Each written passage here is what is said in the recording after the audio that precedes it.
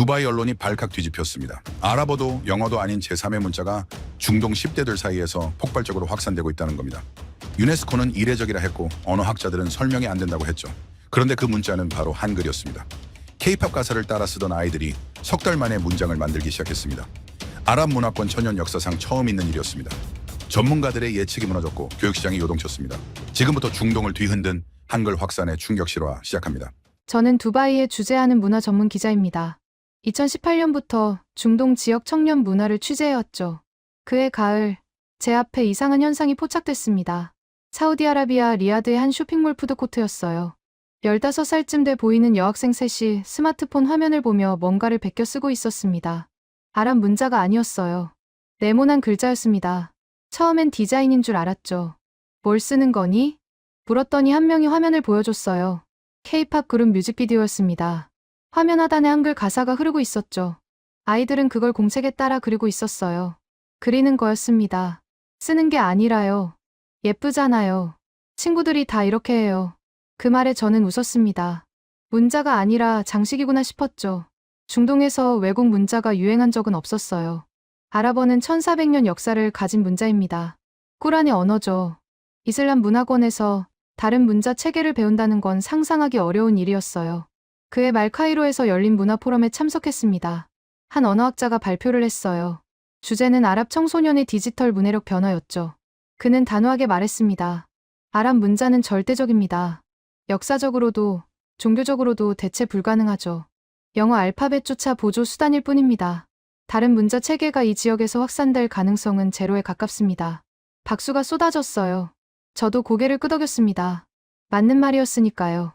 중동은 언어적으로 폐쇄적인 지역이었어요. 문자 교육은 종교 교육과 분리할 수 없었죠. 외부 문자가 침투할 틈은 없어 보였습니다. 2019년 초, 제 생각은 확신으로 굳어졌습니다. 요르단 암만의 한 서점 체인 대표를 인터뷰했어요. 그는 외국어 교재 판매 동향을 설명했죠. 영어 교재는 꾸준히 팔립니다. 프랑스어, 독일어는 소수고요. 하지만 동아시아 언어는 사실상 제로예요. 수요 자체가 없습니다. 문자부터 다르니까요. 배울 이유도, 배울 방법도 없죠. 그의 말은 논리적이었어요. 중동에서 한국어를 배운다? 말이 안 됐습니다. 한국 드라마를 본다 해도 자막으로 충분했죠. 원어를 배울 동기가 없었어요. 저는 그렇게 믿었습니다. 그해 5월, 이집트 카이로 교회의 한 청소년 센터를 방문했습니다. 문화 프로그램 취재차였죠. 그곳 벽면에 포스터가 붙어 있었어요.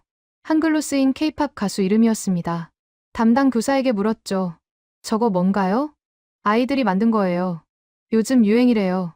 한국 가수 이름을 저 문자로 쓰는 게요. 의미는 알까요?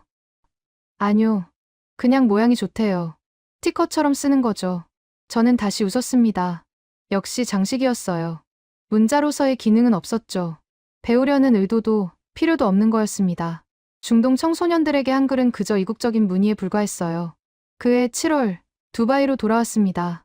제 사무실 근처 카페에서 일하는 22살 바리스타와 대화를 나눴어요. 그는 파키스탄 출신이었죠. 영어와 우르두어를 썼습니다. 요즘 젊은 애들 사이에서 한국 드라마가 대단하던데요. 제가 말했어요. 그가 고개를 끄덕였습니다. 네. 인기 많죠. 근데 언어는 못 배워요. 너무 어려워요. 문자가 다르니까요. 그것도 있지만 구조 자체가 우리랑 달라요. 배울 엄두가 안 나죠. 그의 말은 제 확신을 더 단단하게 만들었습니다. 한류는 콘텐츠로 끝날 거였어요. 언어까지 넘어가지 않을 거였죠. 중동에서 한국어 학습 붐이 일어날 가능성은 없었습니다. 저는 그렇게 판단했어요. 그해 9월, 아부다비의 한 국제학교에서 문화 행사가 열렸습니다. 저는 취재차 참석했죠. 행사장 한쪽에 부스가 있었어요. 한국 문화 체험이라는 팻말이 붙어 있었습니다. 학생 몇 명이 한복을 입고 한글 이름표를 나눠주고 있었죠. 한 학생이 제게 다가왔어요. 이름이 뭐세요? 한글로 써드릴게요. 제 이름을 말했습니다. 그 학생은 몇 초 만에 제 이름을 한글로 적었어요. 네모 안에 선이 몇 개 들어간 모양이었죠. 신기했지만 그뿐이었어요. 저는 그 종이를 지갑에 넣고 잊었습니다. 그 애가 저물어갈 무렵 저는 확신했습니다. 중동에서 한글은 유행의 액세서리일 뿐이라고요. 배움의 대상이 아니라 소비의 대상이라고요. 언어학자의 말이 맞았어요. 아랍 문자의 벽은 견고했습니다. 한국어가 그 벽을 넘을 리 없었죠. 저는 틀렸습니다. 2020년 1월 제 메일함에 이상한 제목의 메일이 들어왔습니다. 두바이 한국어 학원 개원 안내였어요. 스팸인 줄 알았죠. 중동의 한국어 학원이라니 말이 안 됐습니다. 호기심에 열어봤어요. 실제 학원이었습니다. 두바이 시내 중심가에 위치한 곳이었죠. 수강료는 한 달에 300디르함, 우리 돈으로 10만 원 정도였어요. 저는 코웃음 쳤습니다. 누가 등록하겠어요. 2월 말 그 학원 앞을 지나게 됐습니다. 문이 열려 있었어요. 안을 슬쩍 들여다봤죠. 교실에 사람이 있었습니다. 10명쯤 됐어요. 10대 후반에서 20대 초반으로 보였죠. 칠판엔 한글 자음이 적혀 있었습니다. 기역, 니은, 디귿, 리을, 미음이요. 강사가 발음을 시범 보였어요. 학생들이 따라했습니다. 어색했지만 진지했어요.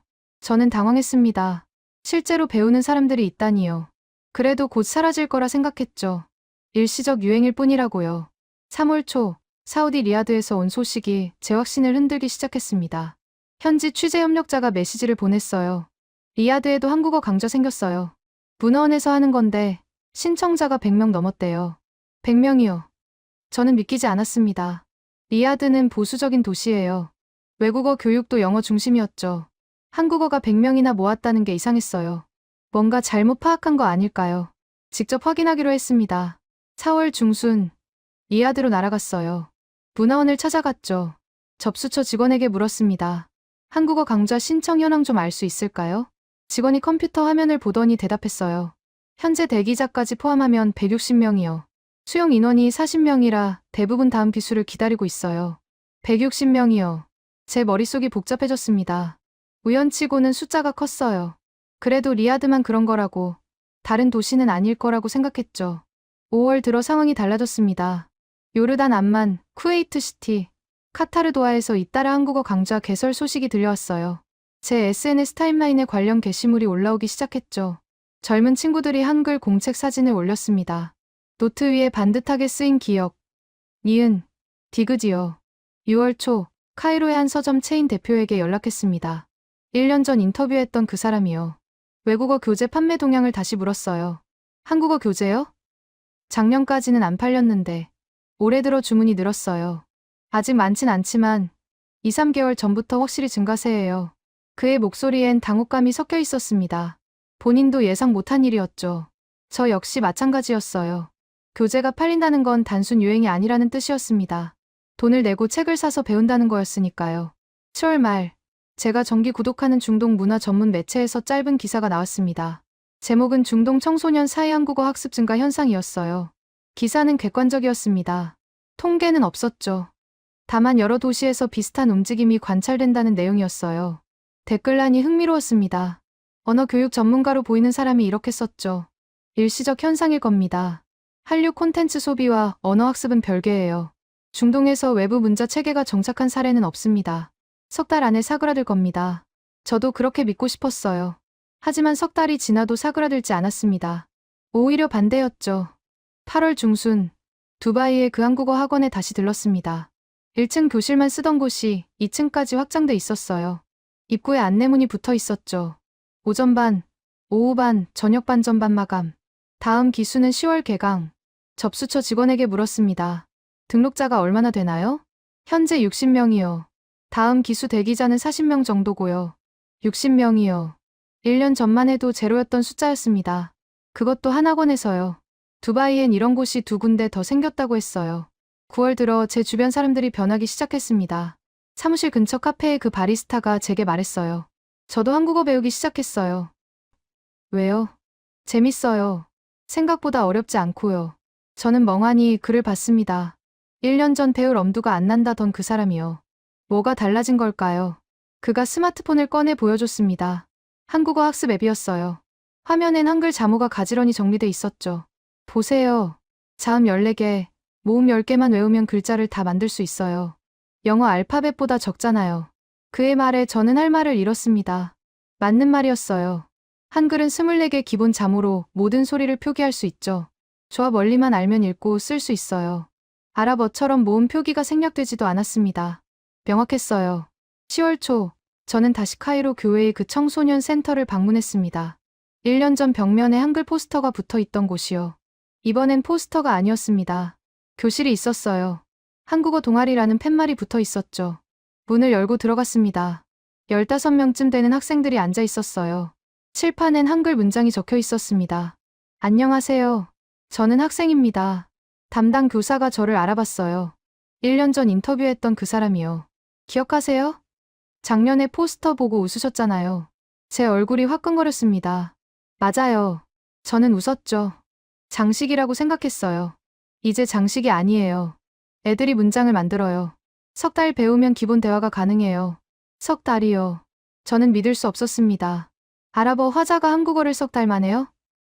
문자 체계가 완전히 다른데요. 교사가 학생 한 명을 불렀습니다.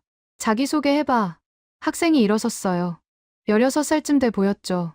또박또박 말했습니다. 안녕하세요. 제 이름은 파티마입니다. 저는 이집트 사람입니다. 한국 드라마를 좋아합니다. 발음은 어색했어요. 하지만 문장이었습니다. 의미가 통하는 문장이요. 저는 그 자리에서 얼어붙었죠. 뭔가 제 예상이 완전히 빗나가고 있었어요. 11월 들어 중동 전역에서 비슷한 보고가 쏟아졌습니다.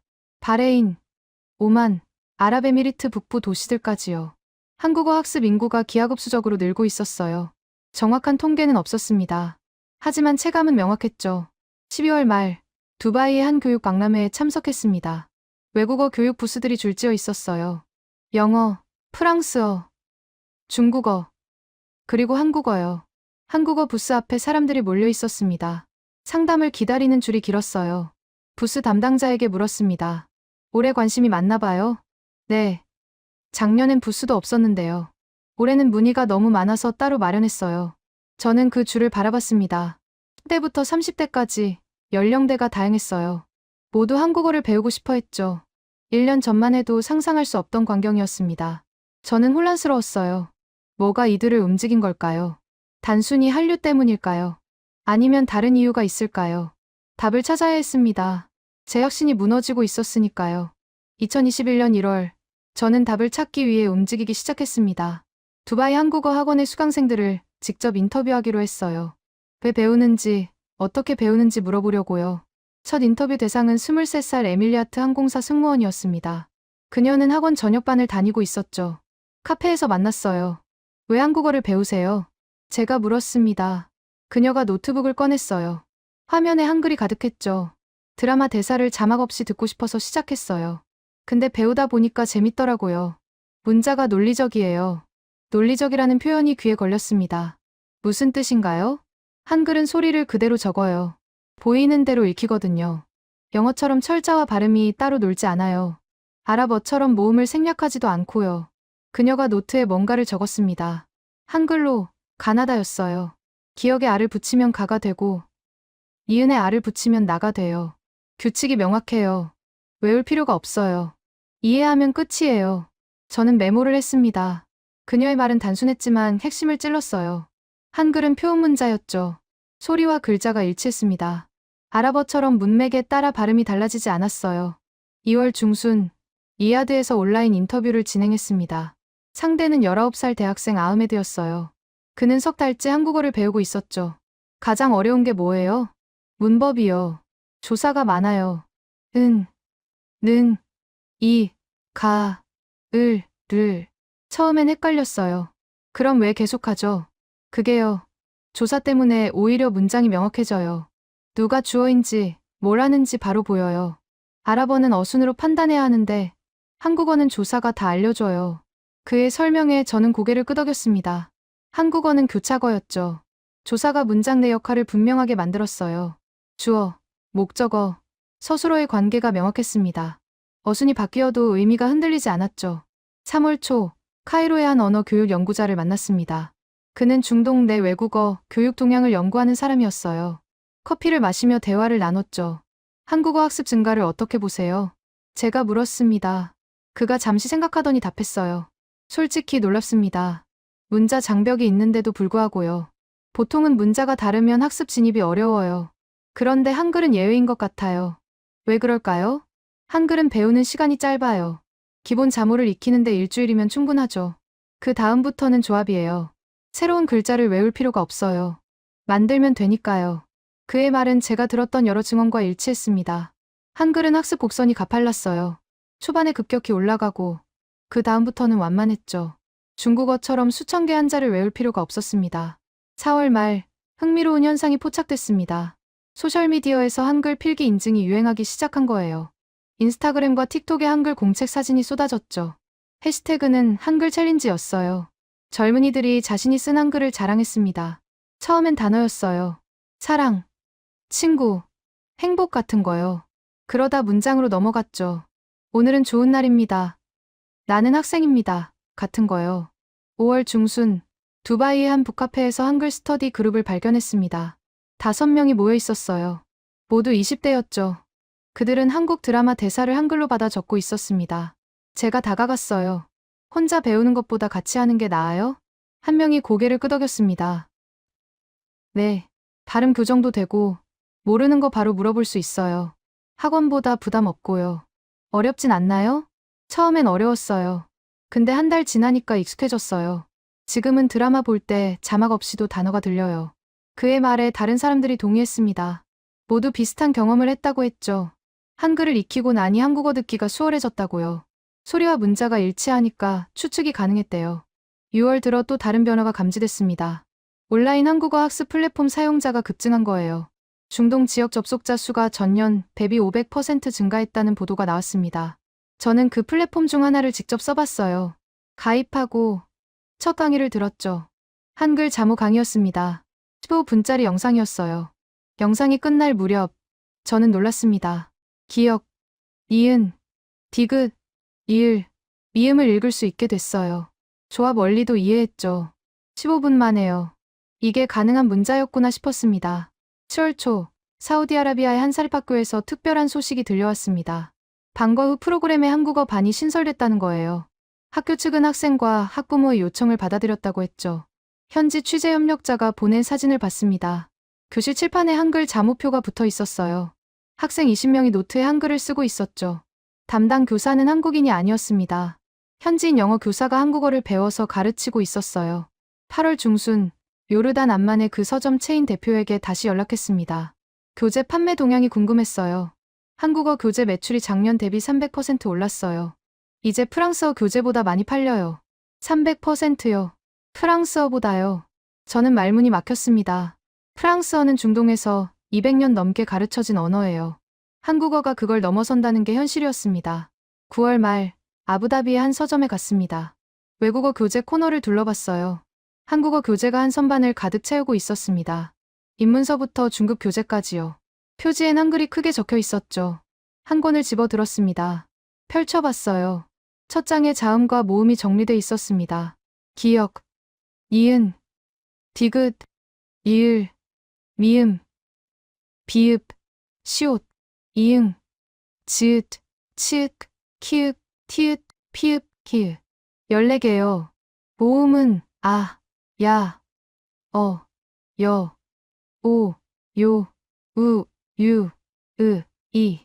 10개요. 24개였습니다. 영어 알파벳 26개보다 적었죠. 하지만 이 24개로 수만 개 글자를 만들 수 있었어요. 조합이었습니다. 수학적이었죠. 10월 초 제 사무실로 한 통의 이메일이 왔습니다. 발신자는 카타르 도하의 한 문화센터 관계자였어요. 내용은 간단했죠. 한국어 강좌 정규 과정으로 편성 예정. 수강 신청 10월 15일 시작. 예상 신청자 200명 이상. 200명이요. 한 도시에서요. 정규 과정이요. 저는 화면을 멍하니 바라봤습니다. 일시적 유행이 아니었어요. 구조적 변화였습니다. 11월 들어 결정적 신호가 나타났습니다. 중동 지역 대학 몇 곳에서 한국어 과정 개설을 검토하기 시작한 거예요. 아직 확정은 아니었죠. 하지만 논의가 시작됐다는 것 자체가 의미였습니다. 12월 말, 저는 1년을 되돌아봤습니다. 2020년 초만 해도 한국어는 중동에서 존재감이 없었어요. 1년이 지난 지금 상황이 완전히 달라졌죠. 학원이 생기고, 교재가 팔리고, 스터디 그룹이 만들어지고, 학교에서 가르쳤습니다. 저는 인정해야 했어요. 제 예상이 틀렸다는 거려. 한글과 한국어가 중동에서 뿌리내리기 시작했다는 거려. 그런데 왜일까요? 한류만으로는 설명이 안 됐어요. 더 깊은 이유가 있었습니다. 저는 그걸 찾아야 했어요. 2022년 2월, 예상치 못한 곳에서 신호가 왔습니다. 유럽이었어요. 독일 베를린의 한 언어학 연구기관에서 보고서가 나왔죠. 제목은 디지털 시대의 문자학습 효율성 비교였습니다. 보고서는 여러 문자 체계의 학습 곡선을 분석했어요. 라틴 문자, 키릴 문자, 아랍 문자, 한자, 그리고 한글이요. 결론이 흥미로웠습니다. 한글이 학습 시간 대비 효율성에서 최상위권이었다는 거예요. 구체적 수치가 있었습니다. 평균 학습자가 기본 읽기 쓰기를 습득하는데 한글은 평균 4시간에서 10시간이 소요됐어요. 라틴 문자는 20시간에서 30시간, 아랍 문자는 50시간에서 70시간이었죠. 저는 그 보고서를 출력해서 책상에 놓고 반복해서 읽었습니다. 4시간에서 10시간이요. 하루면 가능한 시간이었어요. 이틀이면 확실했죠. 이게 사실이라면 한글은 세계에서 가장 빠르게 배울 수 있는 문자였습니다. 3월 초, 그 보고서가 중동 언어 교육계에 퍼지기 시작했습니다. SNS에서 공유됐고, 교육 관련 포럼에서 토론이 벌어졌어요. 회의적인 반응도 많았죠. 하지만 관심은 확실했습니다. 4월 중순, 카이로의 한 사립국제학교에서 실험이 진행됐습니다. 제2언어 선택 과목에 한국어를 넣은 거예요. 영어, 프랑스어, 독일어와 함께요. 학생들에게 선택권을 줬죠. 결과는 놀라웠습니다. 30명 정원에 55명이 신청했어요. 학교 측은 당황했죠. 추가 반을 편성해야 했습니다. 담당 교사가 제게 말했어요. 학생들이 호기심을 보였어요. 빨리 배울 수 있다는 소문을 들었대요. 시험 부담도 적을 거라고요. 빨리 배울 수 있다는 인식이요. 그게 확산되고 있었습니다. 한글은 어렵지 않다는 믿음이요. 그리고 그 믿음은 경험으로 증명되고 있었어요. 5월 말 프랑스 파리의 한 교육기술 스타트업이 중동 시장에 진출했습니다. 그들은 인공지능, 기반 언어 학습 앱을 만드는 회사였어요. 앱 내 언어 목록에 한국어가 추가됐죠. 회사 대표가 인터뷰에서 말했습니다. 중동 사용자 데이터를 분석했더니 한국어 학습 완료율이 다른 언어보다 높았어요. 시작한 사람 중 60%가 초급 과정을 끝냈어요. 프랑스어는 30%, 중국어는 15%였죠. 60%요. 완료율이요. 저는 그 숫자를 노트에 적었습니다. 사람들이 포기하지 않는다는 뜻이었어요. 계속 배운다는 거였죠. 동기가 지속된다는 의미였습니다. 6월 초, 사우디아라비아 정부가 움직였습니다. 교육부 산하 외국어 교육위원회에서 한국어를 공식 외국어 과목 후보에 포함시켰어요. 아직 결정은 아니었죠. 하지만 검토 대상이 됐다는 것 자체가 파격이었습니다. 현지 언론이 보도했어요. 한국어, 사우디 학교 정규 외국어 과목 될까라는 제목이었죠. 기사엔 교육부 관계자의 말이 인용돼 있었습니다. 학생들의 수요가 있고 학습 효율성도 검증됐습니다. 한류 콘텐츠를 통한 자연스러운 노출도 장점이죠. 긍정적으로 검토 중입니다. 저는 그 기사를 읽으며 소름이 돋았습니다. 정부가 움직인다는 건 개인의 선택을 넘어선다는 뜻이었어요. 제도권 교육으로 들어온다는 의미였죠. 7월 중순, 아랍에미리트 교육혁신부에서도 비슷한 움직임이 포착됐습니다. 외국어 교육 다양화 정책의 일환으로 한국어가 거론됐어요. 공식 발표는 없었지만 내부 논의가 진행되고 있다는 정보가 흘러나왔죠. 8월 말, 국제교육박람회가 두바이에서 열렸습니다. 저는 취재차 참석했어요. 한국교육기관 부스가 이전보다 2배로 늘어나 있었죠. 한국어 교육 프로그램을 홍보하는 곳들이었습니다. 한 부스에서 상담을 지켜봤어요. 중년 여성이 딸과 함께 왔더군요. 딸은 14살쯤 돼 보였어요. 한국어가 정말 쉬운가요? 어머니가 물었습니다. 상담원이 태블릿을 꺼내 보여줬어요. 한글 자모는 24개입니다. 조합 규칙만 익히면 모든 글자를 읽고 쓸 수 있어요. 보통 일주일이면 기본 문해력이 생깁니다. 일주일이요. 어머니의 눈빛이 달라졌습니다. 다른 언어는 얼마나 걸리나요? 아랍어 화자 기준으로 영어는 한 달 정도 필요하고 중국어는 수개월이 걸립니다. 딸이 끼어들었어요. 엄마, 나 이거 배우고 싶어요. 친구들도 다 배워요. 어머니가 고개를 끄덕였습니다. 상담원에게 등록 절차를 물었죠. 저는 그 장면을 지켜보며 변화를 실감했습니다. 학부모들이 한국어를 선택지로 인식하기 시작한 거예요. 9월 초, 흥미로운 연구 결과가 나왔습니다. 중동의 한 대학 언어학과에서 진행한 소규모 실험이었어요. 아랍어 화자 20명에게 한글, 히라가나, 키릴 문자를 동시에 가르쳤죠. 일주일 후 테스트를 했습니다. 기본 읽기 쓰기 능력을 측정했어요. 한글을 배운 그룹의 평균 점수가 가장 높았습니다. 정확도도 높았고 속도도 빨랐어요. 연구를 이끈 교수가 결론에서 이렇게 썼습니다. 한글의 체계성이 학습 효율을 높인다. 자음과 모음의 조합 원리가 명확해서 학습자가 규칙을 빠르게 내면한다. 체계성이요. 규칙이요. 저는 그 단어들을 밑줄 쳤습니다. 한글은 무작위가 아니었어요. 설계된 문자였죠. 만든 사람이 있었고 원리가 있었습니다. 10월 중순 카타르의 한 방송국에서 특집 프로그램이 방영됐습니다. 제목은 중동을 사로잡은 신비한 문자였어요. 한글에 관한 프로그램이었죠. 프로그램은 한글의 창제 배경을 소개했습니다. 15세기 조선시대 세종대왕이 백성을 위해 만들었다는 내용이었어요. 28개 글자로 모든 소리를 표현할 수 있게 설계했다고 했죠. 전문가 인터뷰도 나왔습니다. 한 언어학자가 말했어요. 한글은 인류 문자사에서 독특합니다. 대부분의 문자는 수천 년에 걸쳐 자연 발생적으로 진화했죠. 하지만 한글은 단기간에 특정 목적을 위해 창제됐습니다. 그래서 일관성이 높고 예외가 적어요. 예외가 적다는 말이요. 저는 고개를 끄덕였습니다. 그게 핵심이었어요. 영어는 철자와 발음이 불규칙했죠. 아랍어는 모음 표기가 생략됐습니다. 중국어는 표의문자라 글자마다 외워야 했어요. 한글은 달랐습니다. 규칙이 일관됐어요. 11월 말 오만의 수도 무스카트에서 제 동료 기자를 만났습니다. 그는 교육 분야를 전문으로 취재하는 사람이었어요. 저녁을 먹으며 대화를 나눴죠. 한국어 붐을 어떻게 봐요? 제가 물었습니다. 그가 포크를 내려놓고 답했어요. 이제 붐이 아니에요. 정착이죠. 학원이 안정적으로 운영되고 교재 시장이 형성됐어요. 정부까지 관심을 보이고요. 이건 일시적 현상이 아닙니다. 정착이라는 단어가 무겁게 다가왔습니다. 왜 한국어일까요? 일본어도 중국어도 있는데요. 간단해요. 배우기 쉬우니까요. 사람들은 효율을 따져요. 시간 대비 성취감이 큰 걸 선택하죠. 한글이 그걸 줘요. 그의 말이 맞았습니다. 중동 사람들은 현실적이었어요. 감성만으로 움직이지 않았죠. 한류가 계기였지만 지속 이유는 효율이었습니다. 12월 말 저는 2년간의 변화를 정리했습니다. 2020년 초 한국어는 중동에서 거의 존재하지 않았어요. 2년이 지난 지금 수천 명이 배우고 있었죠. 정부가 검토하고 학교가 채택하고 방송이 다뤘습니다. 외부에서도 인정받았어요. 유럽의 연구 기관이 효율성을 증명했고 국제교육 박람회의 한국어 부스가 늘어났습니다.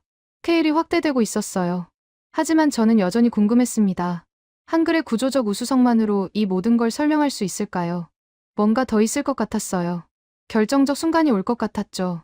저는 그걸 기다렸습니다. 2023년 3월 결정적 순간이 왔습니다. 사우디아라비아 교육부가 공식 발표를 한 거예요. 한국어를 고등학교 선택 과목으로 정식 채택한다는 내용이었죠. 발표문은 짧았습니다. 하지만 파장은 컸어요. 학생들의 수요와 언어 교육의 다양성을 고려해 2023년 9월 학기부터 한국어를 제2외국어 선택 과목으로 도입합니다. 시범 운영 학교는 전국 50개교이며 향후 확대 예정입니다. 50개교요. 시범이라고 했지만 규모가 상당했어요. 사우디는 중동 최대 국가 중 하나였죠. 그곳에서 제도권 교육에 한국어가 들어간다는 건 상징적 의미가 컸습니다. 저는 즉시 리야드로 날아갔습니다. 교육부 관계자를 만나야 했어요. 4월 초 교육부 청사 근처 카페에서 한 실무자를 인터뷰했죠. 그는 익명을 조건으로 입을 열었습니다. 결정까지 2년 걸렸어요. 내부 논쟁이 많았죠. 한국어가 과연 교육적 가치가 있느냐, 일시적 유행 아니냐 하는 거였어요. 뭐가 결정적이었나요? 데이터였어요. 민간 학원의 학습 완료율, 온라인 플랫폼 사용 통계, 학부모 설문조사 결과요. 모두 긍정적이었어요. 특히 학습 효율성 지표가 높았죠. 그가 태블릿을 꺼내 보여줬습니다. 화면에 그래프가 있었어요. 한국어 학습자의 중도 포기율이 다른 언어보다 현저히 낮았습니다. 6개월 이상 지속 학습률이 70%를 넘었어요. 이게 핵심이었어요. 학생들이 포기하지 않는다는 거죠. 배울수록 재미를 느낀다는 겁니다. 저는 그래프를 사진으로 찍었습니다. 70%요. 프랑스어가 40%, 독일어가 30%였던 것과 비교하면 압도적이었어요. 5월 중순, 아랍에미리트가 뒤따랐습니다. 교육부가 한국어를 방과 후 특별 프로그램으로 공식 인정한 거예요. 예산도 배정됐죠. 학교당 연간 5만 디르함, 우리 돈으로 1,500만 원 정도였습니다. 두바이의 한 공립학교 교장을 만났습니다. 그는 프로그램 도입을 직접 주도한 사람이었어요. 학생들이 원했어요. 설문조사를 했더니 300명 중 120명이 한국어를 배우고 싶다고 답했죠. 무시할 수 없는 숫자였어요. 학부모들 반응은요? 처음엔 우려했어요. 영어도 제대로 안 되는데 한국어까지 배우냐고요.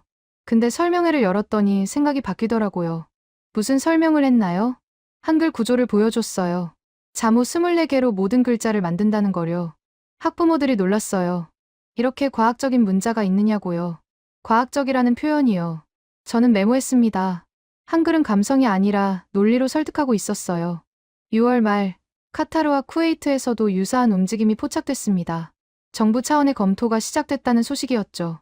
중동 전역으로 확산되는 분위기였어요. 10월 초 저는 이집트 카이로의 한 대학을 방문했습니다.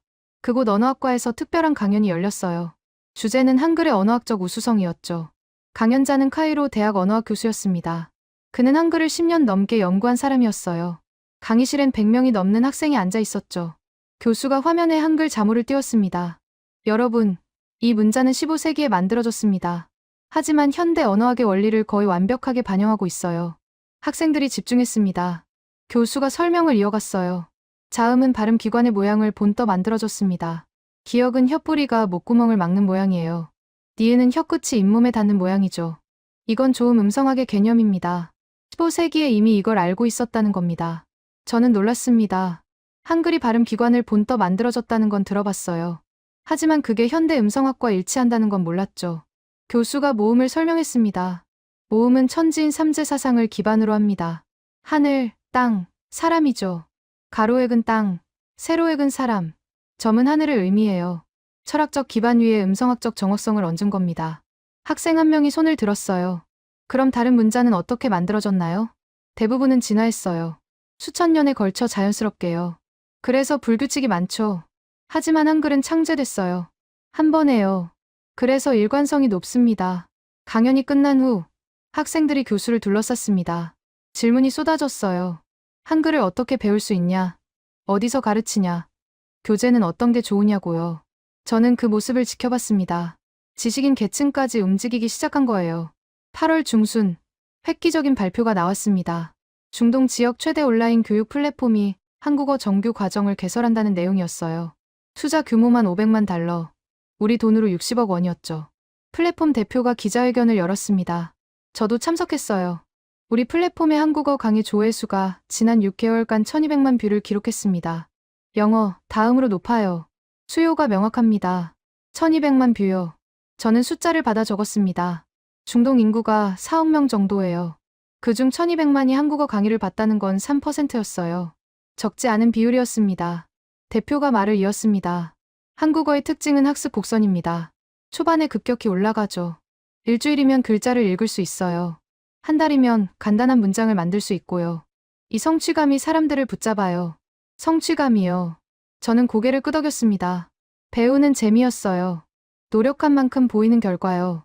그게 사람들을 계속 공부하게 만들었죠. 9월 초, 사우디 고등학교에서 한국어 첫 수업이 시작됐습니다. 저는 리야드의 한 시범학교를 찾아갔어요. 교실 문을 살짝 열고 안을 들여다봤죠. 학생 25명이 앉아 있었습니다. 교사는 한국인이었어요. 칠판에 한글 자모가 정갈하게 적혀 있었죠. 오늘은 자음을 배웁니다. 기역부터 히읗까지 14개예요. 하나씩 따라 써보세요. 학생들이 공책을 펼쳤습니다. 교사가 시범을 보였어요.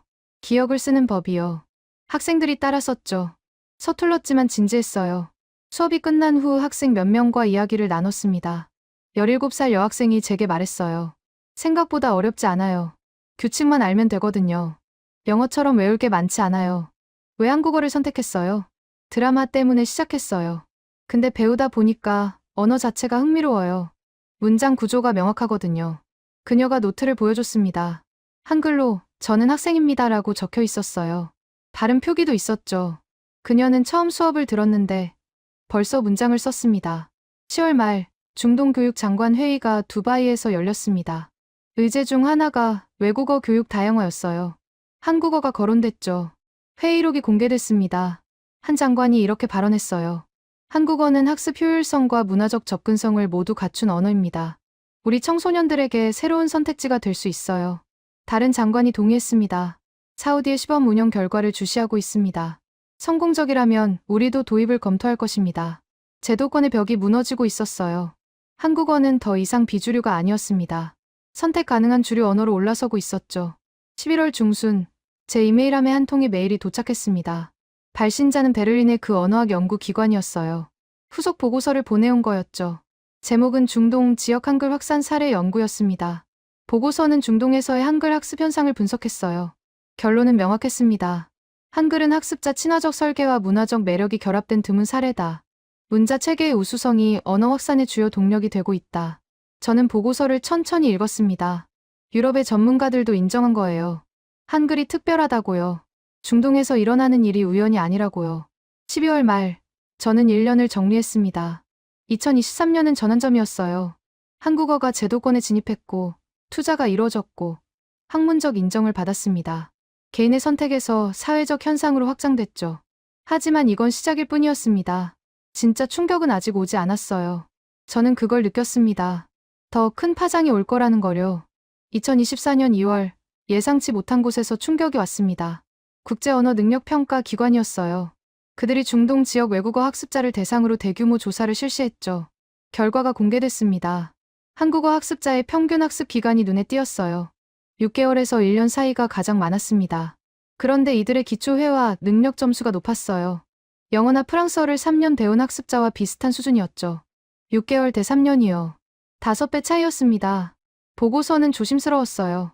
하지만 숫자는 명확했죠. 한국어 학습자들은 상대적으로 짧은 기간에 실용적 의사소통 능력을 획득하는 경향을 보인다. 저는 그 보고서를 들고 카이로의 언어 교육 전문가를 찾아갔습니다. 그는 20년 넘게 중동에서 외국어 교육을 연구한 사람이었어요. 이걸 어떻게 봐야 할까요? 제가 물었습니다. 그가 보고서를 훑어보더니 한숨을 쉬었어요. 당혹스럽네요. 솔직히요. 우리가 알던 언어 교육 상식과 안 맞아요. 무슨 뜻인가요? 보통 외국어 습득은 시간에 비례합니다. 오래 배울수록 늘죠. 근데 한국어는 초반 상승 곡선이 너무 가파른 거예요. 뭔가 구조적으로 다른 게 있어요. 그의 말에 저는 고개를 끄덕였습니다. 구조요. 한글의 체계성이요. 그게 학습 속도를 바꾸고 있었던 거예요. 3월 초, 유럽의 주요 언어 교육 기관들이 반응하기 시작했습니다. 프랑스의 한 어학원 연합이 성명을 냈어요. 내용은 우려였죠. 중동 시장에서 프랑스어 학습자가 전년 대비 20% 감소했다. 한국어로의 이동이 주요 원인으로 보인다. 20%요. 한 해 만에요. 프랑스는 중동에서 100년 넘게 언어 교육을 해온 나라였어요. 그들이 흔들리고 있었습니다. 독일도 비슷했어요. 주요 어학원 체인의 중동 지부가 한국어 과정을 긴급 개설했죠. 경쟁력을 유지하기 위해서였어요. 4월 중순, 더 놀라운 소식이 들려왔습니다. 영어 교육 시장까지 영향을 받기 시작한 거예요. 두바이의 한 영어학원 원장이 인터뷰에서 말했습니다.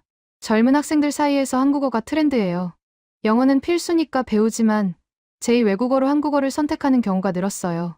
예전엔 프랑스어나 스페인어였는데요. 제2 외국어 시장이요. 영어를 대체하는 건 아니었어요. 하지만 그 다음 선택지에서 한국어가 최상위로 올라선 거였죠. 5월 말 중동 교육산업 박람회가 카타르 도하에서 열렸습니다. 저는 현장을 취재했어요. 분위기가 1년 전과 완전히 달랐습니다. 한국어 관련 부스가 전체의 10%를 차지했어요. 한국 교육기관뿐 아니라 현지 업체들도 한국어 프로그램을 내세웠죠. 교재 출판사, 온라인 플랫폼, 교사 연수 기관까지요. 한 현지 출판사 대표가 제게 말했어요. 한국어 교재 매출이 전체의 30%예요. 작년엔 5%도 안 됐어요. 지금은 가장 잘 팔리는 카테고리죠. 30%요. 단일 언어로요. 저는 믿기 힘들었지만 숫자는 거짓말하지 않았습니다. 6월 초 사우디 교육부가 중간평가 보고서를 발표했습니다. 시범학교 50곳의 1년 운영 결과였어요. 핵심 내용은 이랬죠. 학생 만족도 85%, 학부모 만족도 78%, 교사평가, 긍정응답 82%, 차년도 확대 운영 권고, 80%대 만족도요. 새로 도입한 과목치고는 이례적으로 높았어요. 보고서는 확대를 권고했죠. 50개교에서 200개교로요. 교육부 관계자가 기자회견에서 말했습니다. 예상을 뛰어넘는 성과입니다. 학생들의 참여도가 높고 학습 진도도 빠릅니다. 무엇보다 중도 포기율이 낮아요. 중도 포기율이요. 그게 핵심이었어요. 시작은 많이 해도 끝까지 가는 사람은 적은 게 언어 교육이었죠. 한국어는 달랐습니다. 시작한 사람이 계속했어요. 7월 중순, 아랍에미리트가 전격적인 발표를 했습니다. 한국어를 정규 선택 과목으로 승격시킨다는 거였어요. 시범도 아니었습니다. 바로 전면 도입이었죠. 발표문은 단호했습니다. 학생과 학부모의 요구, 교육적 효과, 미래 가치를 종합 평가한 결과입니다. 한국어는 우리 학생들에게 유익한 교육 선택지입니다. 미래 가치라는 표현이 눈에 띄었어요. 단순히 유행이 아니라 투자로 본 거였죠. 한국어를 배우는 게 미래에 도움이 된다고 판단한 겁니다. 8월 말, 제 동료 기자들이 패닉에 빠지기 시작했습니다. 프랑스 매체, 영국 매체에서 일하는 사람들이요. 그들이 제게 연락을 해왔어요. 중동에서 프랑스어 위상이 무너지고 있어요. 본사가 난리예요. 우리도 마찬가지예요. 영어는 괜찮지만 제2외국어 시장이 완전히 재편되고 있어요. 저는 그들의 당혹감을 이해했습니다. 100년 넘게 지켜온 위치가 5년 만에 흔들린 거였으니까요. 9월 초 국제교육통계기관이 충격적인 자료를 공개했습니다. 중동 지역 외국어 학습자 분포 변화였어요. 2020년 한국어는 1% 미만이었습니다. 2024년 18%였어요. 4년 만에 18배 증가한 거죠. 반면 프랑스어는 25%에서 18%로 떨어졌어요. 독일어는 12%에서 8%로요. 한국어가 그들의 몫을 가져간 겁니다. 10월 중순 유럽 언론들이 보도를 시작했습니다. 프랑스 일간지는 중동을 잃어가는 프랑스어라는 제목의 기사를 실었어요. 독일 주간지는 한글의 역습이라고 썼죠. 기사들은 놀라움과 우려를 동시에 담고 있었어요. 한글의 우수성을 인정하면서도 자국 언어의 위상 하락을 걱정했죠. 한 프랑스 언어학자가 인터뷰에서 말했습니다. 한글은 과학적으로 설계된 문자입니다. 학습 효율이 높을 수밖에 없어요. 우리가 안이하게 생각했던 겁니다. 안이함이요. 저는 그 단어에 밑줄을 그었습니다. 유럽은 자신들의 언어가 영원히 우위에 있을 거라 믿었어요. 중동은 자신들의 영향권이라고 생각했죠. 틀렸습니다. 11월 초 중동 교육부 장관들이 긴급 회의를 열었습니다. 의제는 외국어 교육 정책 재조정이었어요. 한국어 급부상에 따른 대응이었죠. 회의 결과가 공개됐습니다. 주요 내용은 이랬어요. 한국어 교육 수요를 공식 인정한다. 각국은 자국 상황에 맞춰 도입을 검토하라. 교사 양성과 교재 개발에 협력한다. 공식 인정이요. 중동 전체가 움직이기 시작한 겁니다. 개별 국가 차원이 아니라 지역 차원이었어요. 12월 말, 저는 충격 속에서 1년을 마무리했습니다. 2024년은 격변의 해였어요. 한국어가 틈새에서 주류로 올라섰고, 기존 언어들이 흔들렸고, 유럽이 당황했습니다. 숫자는 명확했어요. 18% 점유율, 80%대 만족도, 5배 빠른 학습 속도요. 이건 우연이 아니었습니다. 구조적 변화였어요. 하지만 질문이 남았습니다. 이 변화를 어떻게 받아들여야 할까요? 한국어는 정말 다른 언어와 다른 걸까요? 저는 답을 찾아야 했습니다. 2025년 2월 분위기가 바뀌기 시작했습니다. 유럽 언어 교육계가 한글을 연구하기 시작한 거예요. 저항이 아니라 학습이었죠. 파리의 한 언어 교육 연구소가 보고서를 냈습니다. 제목은 한글에서 배우는 문자 교육의 미래였어요. 내용은 놀라웠습니다. 한글은 문자 설계의 모범 사례다. 음소 문자의 장점과 음절 문자의 직관성을 동시에 갖췄다. 학습자 중심 설계의 전형이다. 학습자 중심이라는 표현이요. 저는 그 의미를 곱씹었습니다. 한글은 배우는 사람을 먼저 생각한 문자였어요. 어렵지 않게, 빠르게, 정확하게요. 3월 초 독일 베를린에서 국제 언어학 심포지엄이 열렸습니다. 저는 온라인으로 참석했어요. 주제 발표 중 하나가 한글이었죠. 발표자는 독일의 저명한 언어학자였습니다. 그는 화면에 한글 자모를 띄우며 말했어요. 우리는 오만했습니다. 라틴 문자가 최선이라고 믿었죠. 하지만 한글을 보면 알 수 있어요. 더 나은 문자 체계가 존재한다는 거려. 청중이 술렁거렸습니다. 유럽 학자가 라틴 문자의 한계를 인정한 거였어요. 한글의 자음은 체계적입니다. 기본 형태에서 획을 더하면 소리가 세지죠. 기역, 키읔, 디귿, 티읕처럼요. 이건 논리적 확장이에요. 라틴 문자엔 이런 규칙이 없습니다. 그가 모음을 설명했습니다. 모음도 마찬가지예요. 기본 형태 3개로 10개를 만들어요. 조합 규칙이 명확하죠. 배우는 사람 입장에선 외울 게 적다는 겁니다. 발표가 끝난 후 질의응답 시간이었어요. 한 청중이 물었습니다. 그럼 우리도 한글처럼 문자를 재설계해야 할까요? 발표자가 고개를 저었습니다. 현실적으로 불가능하죠. 이미 수억 명이 라틴 문자를 쓰고 있어요. 하지만 배울 순 있습니다. 문자 교육 방법론을 개선하는데요. 배운다는 말이요. 유럽이 한글에서 배운다는 거였습니다. 저는 그 변화를 실감했어요. 4월 중순 프랑스 교육부가 파격적인 결정을 내렸습니다. 언어교사 연수 프로그램에 한글 교육법을 포함시킨 거예요. 한글을 가르치는 게 아니었어요. 한글 교육 방식을 배우는 거였죠. 프로그램 책임자가 인터뷰에서 말했습니다. 한글 교육은 체계적입니다. 자모를 먼저 가르치고 조합 원리를 알려주고 실습을 시켜요.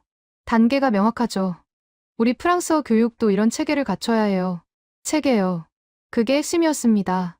한글은 즉흥적으로 가르칠 수 없었어요. 순서가 있었고 논리가 있었죠.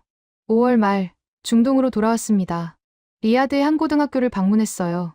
2년 전 시범학교로 지정된 곳이었죠. 한국어 교실에 들어갔습니다. 학생들이 토론을 하고 있었어요. 한국어로요. 물론 어색했지만 의사소통이 됐습니다. 교사가 질문을 던졌어요.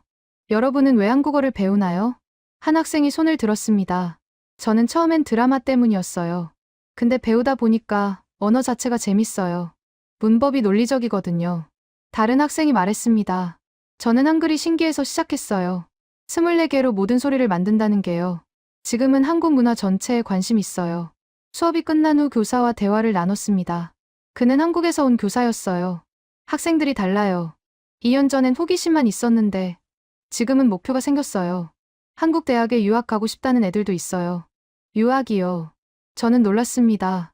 단순한 취미를 넘어선 거였어요. 인생 계획에 한국어가 들어간 겁니다. 6월 초 아랍에미리트 두바이에서 한국어 능력 시험이 처음 실시됐습니다. 한국 정부가 주관하는 공식 시험이었어요. 지원자가 500명이었죠. 시험장을 찾아갔습니다. 젊은이들이 책을 들고 마지막 점검을 하고 있었어요. 긴장한 표정들이었죠. 한 지원자에게 물었습니다. 왜 시험을 보나요? 자격증이 필요해요. 한국 기업에 취직하고 싶거든요. 두바이에 한국 기업이 많아졌어요. 한국 기업이요. 실용적 이유였습니다. 한국어가 취업수단이 된 거예요. 7월 중순, 카타르 도하의 한 대학이 한국어학과를 신설한다고 발표했습니다. 중동에서 처음이었어요. 4년제 정규 학과였죠. 학과장으로 임명된 교수를 인터뷰했습니다. 그는 한국에서 박사학위를 받은 카타르인이었어요. 왜 지금인가요? 제가 물었습니다. 그가 답했어요. 수요가 명확하니까요. 매년 수백 명이 한국어를 배우려고 해요. 이제 학문으로 체계화할 때가 됐죠. 학생들이 졸업 후 뭘 할까요? 번역가, 통역사, 교사요. 한국 기업 취업도 가능하고요. 한류 콘텐츠 산업도 있어요. 진로가 다양해요. 진로가 있다는 말이요. 한국어가 직업이 되는 시대였습니다. 8월 말, 중동 전역에서 한국어 교사 수요가 폭발했습니다. 공급이 수요를 따라가지 못했어요. 한국 정부가 교사 파견을 늘렸지만 부족했죠. 현지에서 해결책을 찾기 시작했습니다. 아랍인 한국어 교사 양성 프로그램이 생긴 거예요. 사우디, 아랍에미리트, 카타르에서 동시에 시작됐죠. 프로그램 담당자가 제게 말했습니다. 원어민 교사도 좋지만 현지인 교사가 더 효과적일 수 있어요. 학생들의 어려움을 이해하니까요. 아랍어와 한국어의 차이를 설명할 수 있고요. 맞는 말이었습니다. 언어는 문화였고 문화는 맥락이었어요. 현지인이 그걸 더 잘 전달할 수 있었죠. 9월 초 유럽 언론의 보도 톤이 완전히 바뀌었습니다. 비판에서 인정으로요. 영국 일간지가 특집 기사를 실었어요. 한글, 세계에서 가장 과학적인 문자라는 제목이었죠. 기사는 한글의 역사와 구조를 상세히 다뤘습니다. 세종대왕의 창제 의도, 음성학적 정확성, 조합 원리의 효율성까지요. 마지막 문단이 인상적이었습니다. 한글은 인류의 언어 유산이다. 한국만의 것이 아니라 모든 언어 학습자가 참고할 수 있는 모델이다. 인류의 유산이라는 표현이요. 저는 그 문장을 오래 들여다봤습니다. 한글이 세계적으로 인정받는 순간이었어요. 10월 중순, 제 동료 프랑스 기자가 제게 연락했습니다. 그는 2년 전 프랑스어 위상 하락을 걱정하던 사람이었어요. 인정합니다. 한글은 뛰어난 문자예요. 우리가 배워야 해요. 그의 목소리엔 담담함이 있었습니다. 패배가 아니라 수용이었죠. 뭐가 달라졌나요? 제가 물었습니다. 태도요. 처음엔 경쟁이라고 생각했어요. 한국어 대 프랑스어요. 근데 아니더라고요. 한글은 그냥 더 나은 시스템이에요. 인정하고 배우는 게 맞아요. 저는 고개를 끄덕였습니다. 그의 말이 맞았어요. 이건 경쟁이 아니었습니다. 진화였죠. 11월 말, 국제언어학회가 한글을 주제로 특별 세션을 열었습니다. 세계 각국 학자들이 모였어요. 논문이 쏟아졌죠. 한글의 의문론적 완결성, 한글 학습의 인지과학적 분석, 한글 교육 방법론 연구요. 한글이 학문적 관심사가 된 겁니다. 호기심이 아니라 연구 대상이었어요. 12월 말, 저는 5년을 되돌아봤습니다. 2020년, 한글은 중동에서 장식이었어요. 2025년, 한글은 세계가 인정하는 문자 체계였습니다. 오만이 반성이 됐고, 반성이 존중이 됐어요.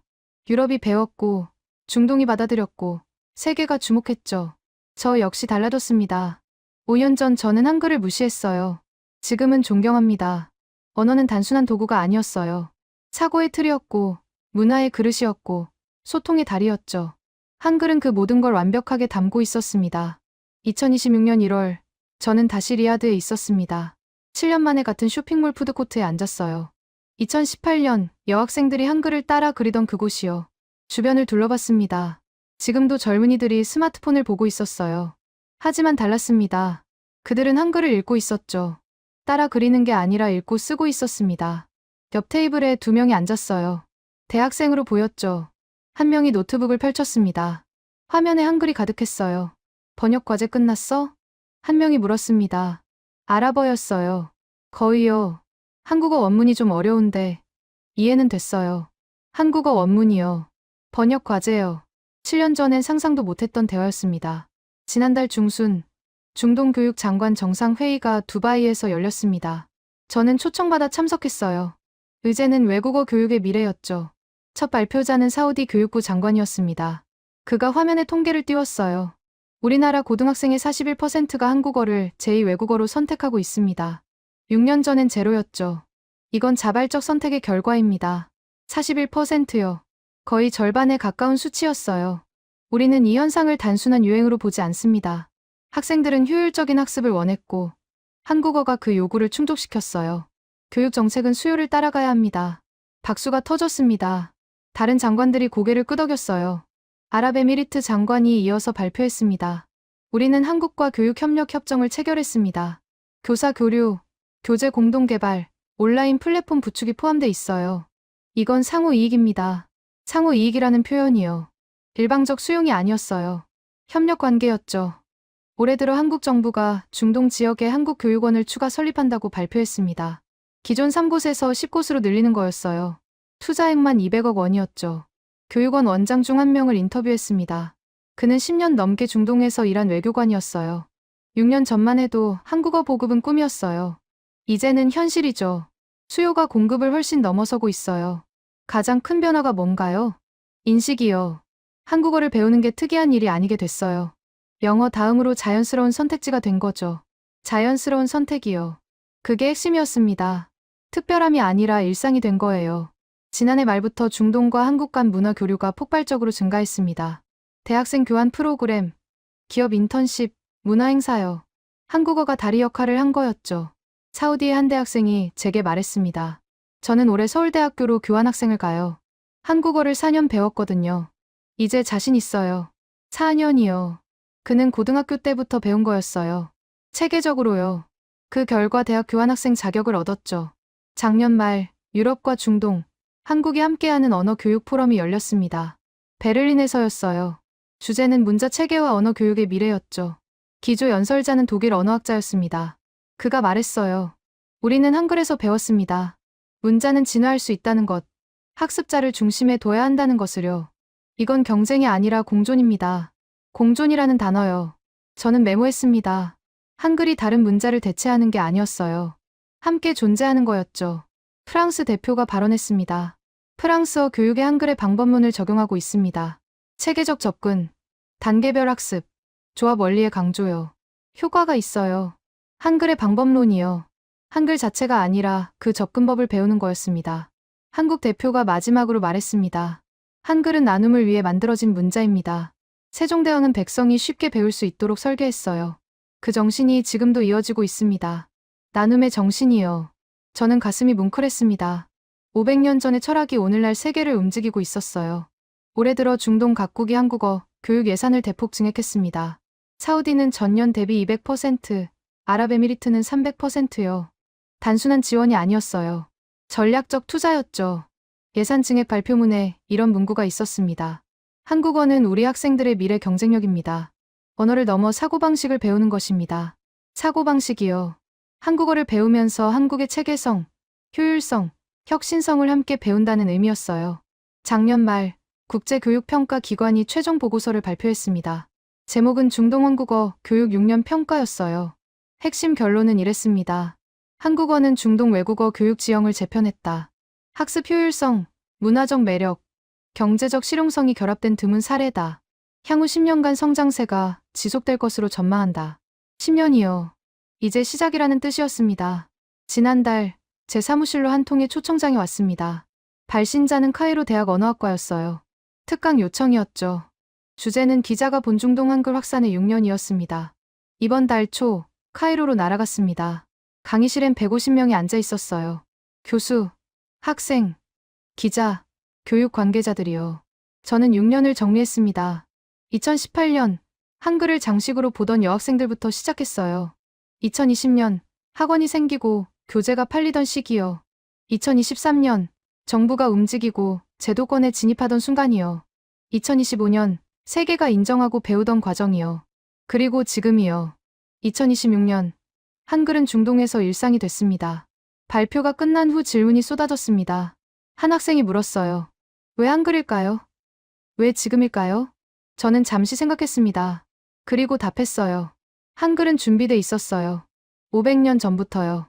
과학적 설계, 학습자 중심 철학, 포용의 정신이요. 우리가 준비된 순간을 만난 겁니다. 디지털 시대, 효율을 추구하는 세대, 경계를 넘는 문화요. 한글과 시대가 만난 거예요. 박수가 터졌습니다. 며칠 전, 저는 다시 두바이로 돌아왔습니다. 제 단골 카페에 들렀어요. 그 파키스탄 출신 바리스타가 여전히 일하고 있었죠. 오랜만이네요. 제가 말했습니다. 그가 웃으며 답했어요. 한국어로요. 안녕하세요. 커피 드릴까요? 저는 깜짝 놀랐습니다. 한국어 계속 배웠어요? 네. 이제 중급이에요. 올해 한국 가보려고요. 6년 전, 그는 한국어가 너무 어렵다고 했었어요. 이제 그는 한국어로 인사하고 한국 여행을 계획하고 있었습니다. 작년 가을, 중동 전역에서 한글날 기념 행사가 열렸습니다. 한국의 공휴일인 10월 9일을 기념하는 거였어요. 사우디, 아랍에미리트, 카타르, 쿠웨이트, 바레인에서요. 행사엔 수천 명이 참석했습니다. 한글 퀴즈 대회, 한글 캘리그래피 전시, 한국어 말하기 대회가 열렸어요. 축제였습니다. 한 행사장에서 초등학생이 무대에 올라 한국어로 자기소개를 했어요. 안녕하세요. 저는 파티마입니다. 저는 9살입니다. 한국어를 2년 배웠어요. 재밌어요. 9살이요. 2년이요. 그 아이는 7살 때부터 배운 겁니다. 한글이 다음 세대의 언어가 되고 있었어요. 어제 저는 책상 앞에 앉아 이 모든 걸 정리했습니다. 7년의 기록이요. 오만에서 시작해 충격을 거쳐 반성에 이르고 마침내 존중과 협력으로 끝난 이야기요. 한글은 중동을 바꿨습니다. 하지만 그게 다가 아니었어요. 중동도 한글을 바꿨죠. 한글은 더 이상 한국만의 것이 아니었습니다. 세계의 문자가 되고 있었어요. 500년 전 세종대왕은 백성을 위해 한글을 만들었습니다. 배우기 쉽고 쓰기 편하고 모든 소리를 담을 수 있는 문자요. 그 꿈이 500년 후 중동에서 실현되고 있었어요. 언어는 국경을 넘습니다. 문화는 시간을 초월하죠. 한글은 그 두 가지를 모두 증명했어요. 오늘 아침 제 이메일함에 메시지가 하나 들어왔습니다. 2018년에 만났던 그 리야드 여학생이었어요. 당시 15살이던 그 아이요. 메시지는 한글로 쓰여 있었습니다. 기자님, 기억하세요? 저 파티마예요. 저 이번에 서울대학교 한국어학과에 합격했어요. 7년 전 푸드코트에서 한글 따라 그리던 제가요. 이제 한국어 선생님이 될 거예요. 감사해요. 저는 그 메시지를 읽고 또 읽었습니다. 눈시울이 뜨거워졌어요. 7년이요. 장식에서 전공까지요. 호기심에서 인생까지요. 이게 한글이 만든 기적이었습니다. 이게 언어가 가진 힘이었어요. 이게 우리가 함께 만든 미래였죠. 저는 답장을 썼습니다. 한글로요. 축하합니다. 당신이 바로 한글의 미래예요.